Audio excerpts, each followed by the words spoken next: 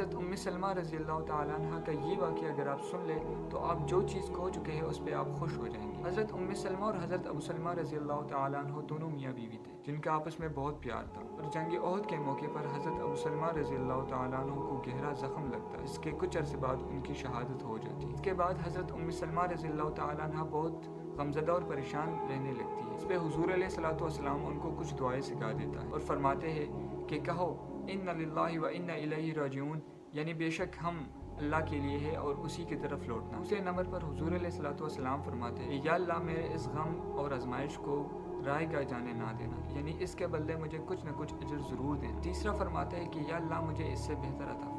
उम्मे सलमा रज़ी अल्लाह ताला अन्हा फरमाती है कि मुझे समझ नहीं आती थी कि मुझे अबू सलमा रज़ी अल्लाह ताला अन्हु से बेहतर कौन मिल सके, लेकिन खैर अल्लाह के नबी सल्लल्लाहु अलैहि वसल्लम ने मुझे ये दुआएं सिखाई तो मैं मांगती रही। उसके बाद हज़रत अबू बकर सिद्दीक़ रज़ी अल्लाह ताला अन्हु जैसे बड़े बड़े रिश्ते हैं, मैं उससे मुतमईन नहीं रही, हत्ता कि हुज़ूर अलैहिस्सलातु वस्सलाम का रिश्ता मुबारक है। जब निकाह हुई तो फरमाने लगी बेशक मेरा रब बेहतर जानता है कि मुझे किस चीज़ से खुशी मिलती है। बताने का मकसद ये था कि हम में से अक्सर लोग कहते हैं कि मुझे फ़लाँ से बेहतर कोई नहीं मिल सकता, फ़लाँ चीज़ मेरे लिए बेहतर है। हालांकि इस वाक़े से हम अंदाज़ा लगा सकते हैं कि जो शख्स अल्लाह ताला पर तवक्कुल और यकीन करता है अल्लाह ताला उसे कभी भी मायूस नहीं करता। अगर आप कोई चीज़ खो चुके हैं तो अल्लाह ताला पर भरोसा और तवक्कुल करें, इंशाअल्लाह